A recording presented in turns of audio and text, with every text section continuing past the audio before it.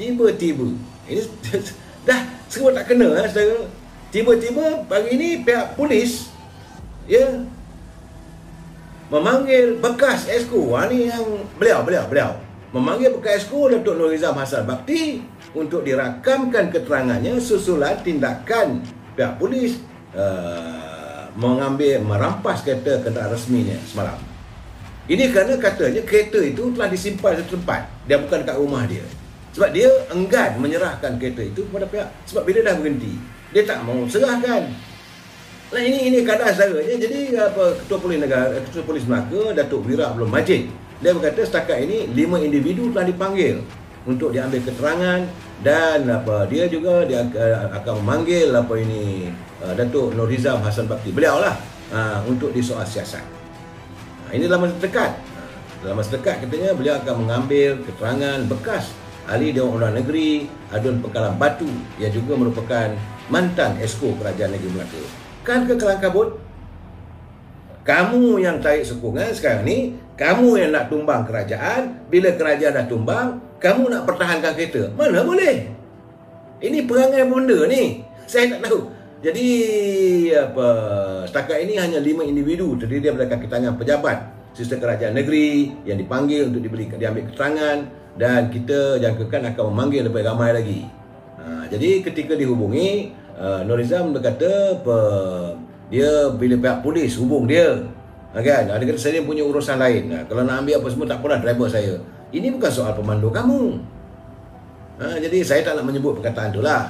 Tapi itulah keadaannya, saudara. Beliau ni dan tak jawatan letak lah.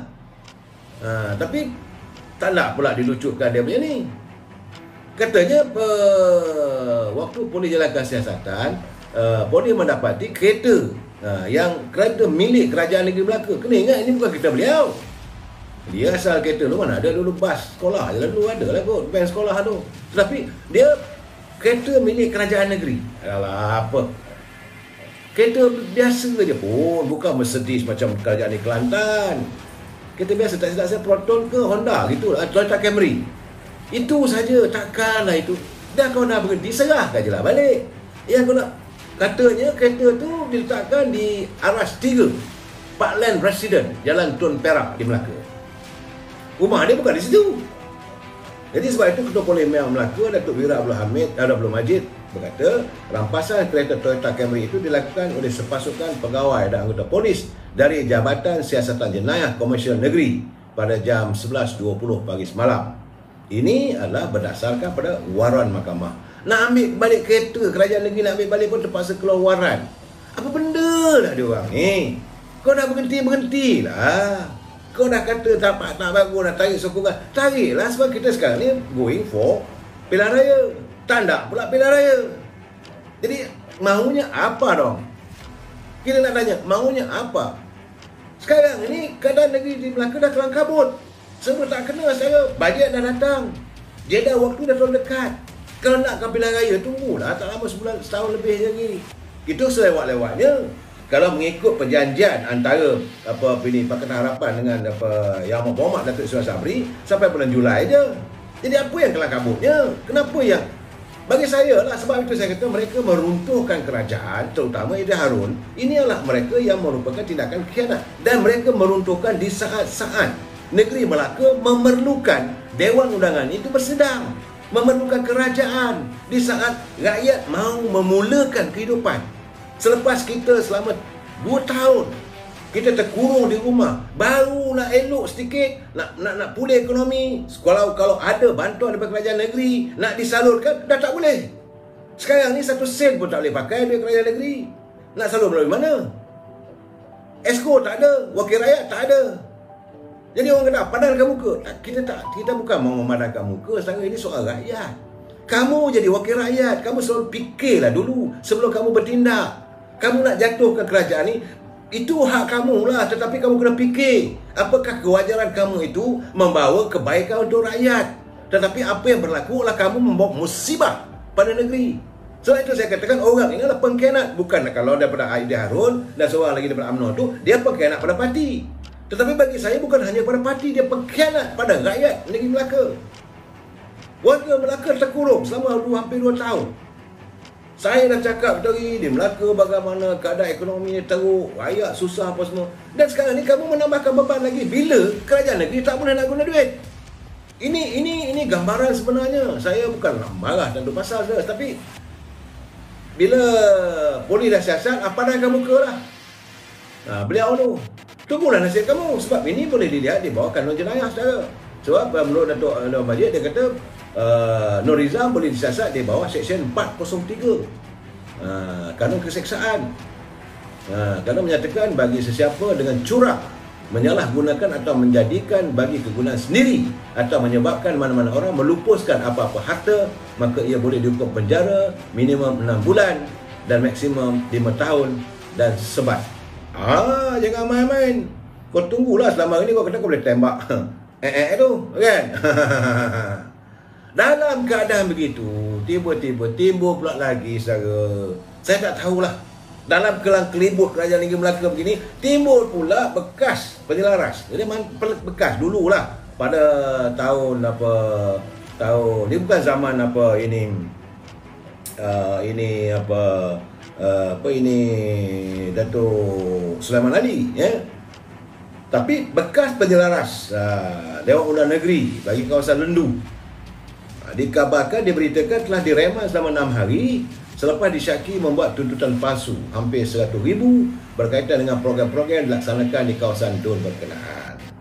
Pula dah. Sebab tu saya kata sekarang ni mula dah terbongkar satu persatu. Perintah reman sehingga 18 Oktober itu dikeluarkan oleh Magistrate Auzrin Syahira Sofi Afendi selepas permohonan dibuat oleh Suruhanjaya Pencegah Rasuah Malaysia di Mahkamah Magistrate 3 di Air Keruh hari ini. Jadi keadaan sekarang ni, itulah saya kata padang kamu lah. Sekarang ni dah mula sumber FBS dan berkata suspek berusia 37 tahun dipercayai membuat tuntutan palsu dengan menggunakan kertas kerja kepada pejabat daerah dan tanah Alor Gajah Melaka berjumlah 97,000, sedangkan program tersebut tidak dilaksanakan. Jadi suspek juga merupakan pegawai di Perbadanan Kemajuan Negeri Melaka.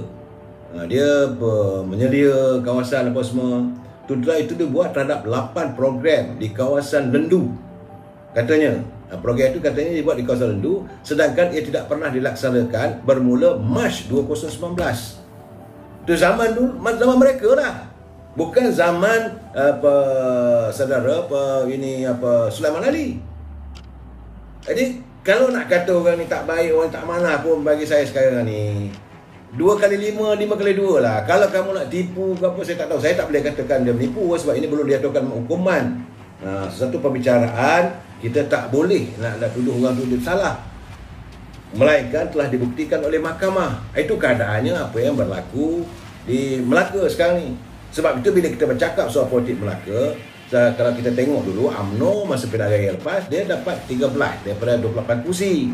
Jadi bila ada sokongan daripada yang lain tu, barulah dapat menubuh ke kerajaan. Jadi sekurang dia perlukan sekurang-kurangnya 15 kursi. Tetapi terdapat 6 lagi kursi yang UMNO Barisan Nasional boleh menang. Asalkan macam saya katalah, kali ini kita kena pedah lah. Ya, bawa Presiden UMNO kena pedah lah. Kawasan majoriti orang Melayu bagi orang Melayu lah. Cuma saya ketawa lah tadi, sebab saya tengok ada satu kiriman dalam media sosial, kononnya mengatakan bahawa kalaulah Perikatan Nasional menang, maka mereka akan menamakan calon daripada Parti PAS untuk menjadi Ketua Menteri Melaka. Itu cara nak mengambil hati PAS. Teruskanlah, kita tak ada masalah saudara. Bagi kita tak ada masalah.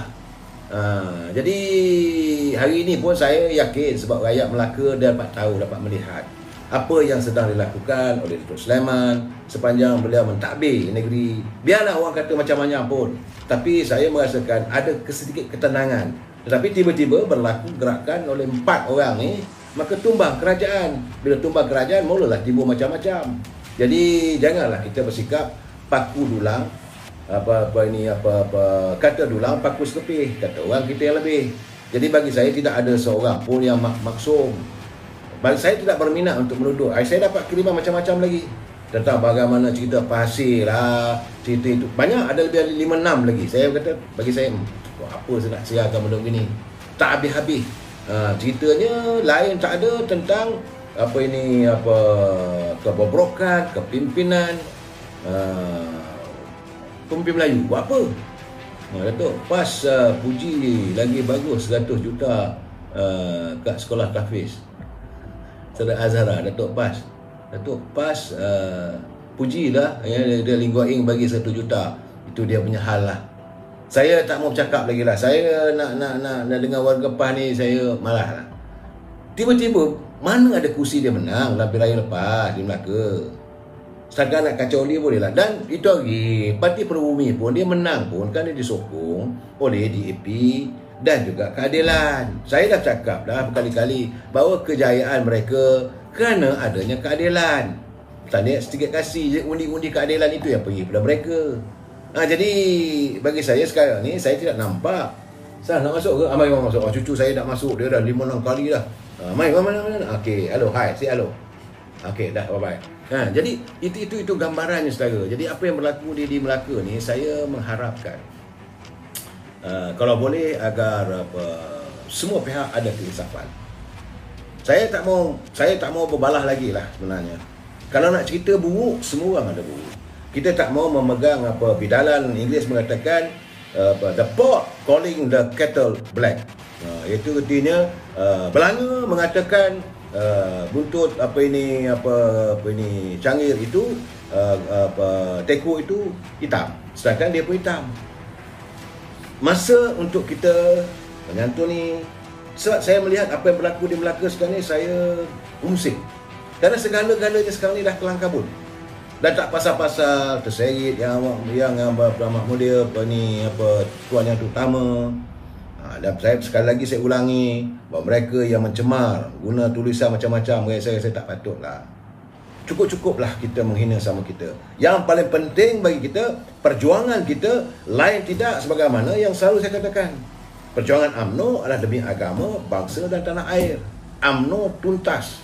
Saudara nak tuduh pemimpin UMNO, terpulang pada anda. Tetapi bahtera UMNO ini bahtera bangsa. Jangan sekali-kali anda robekkan bahtera ini, kerana musibahnya pada bangsa kita. Kita bincang lagi malam besok. Wabillahi taufiq wal hidayah. Assalamualaikum warahmatullahi wabarakatuh. Selamat malam.